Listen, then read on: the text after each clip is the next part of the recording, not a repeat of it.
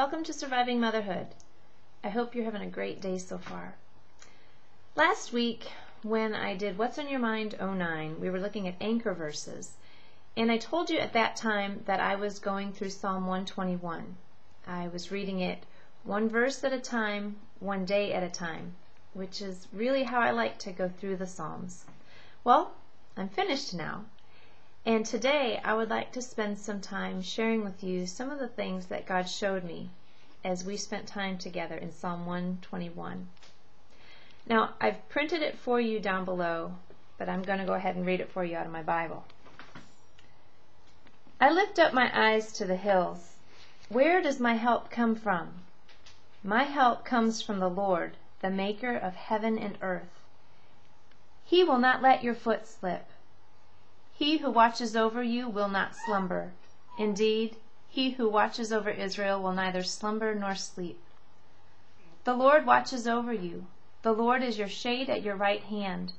The sun will not harm you by day, nor the moon by night. The Lord will keep you from all harm.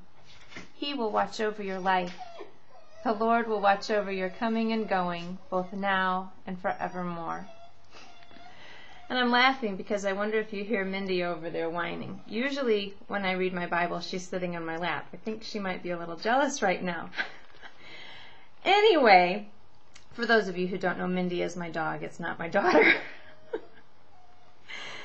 Anyway, as I read this psalm, did you notice the completeness of it? That's one thing that struck me as I went through these words.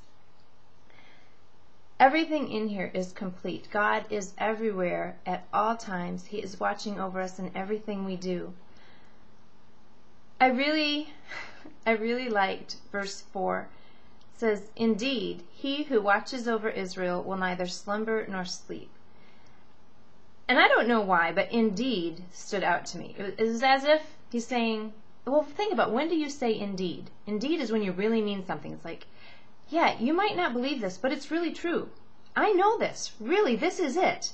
He says, "Indeed, he who watches over Israel will neither slumber nor sleep." He isn't taking a little nap. He isn't going to bed all night. He's watching over you all the time. And then in verse 6, it says, "The sun will not harm you by day, nor the moon by night."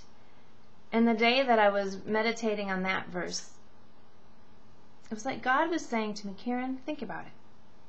In the sun, you can see things. In the daytime, you can see things. At nighttime, not so much." And he says, "The sun will not harm you by day, nor the moon by night." It's like he's saying to me, "Karen, the things you see, they're not going to harm you. And neither are the things you can't see." It's that completeness again. God is taking care of it all.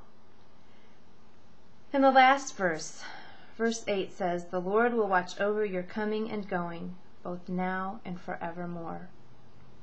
Think about that one.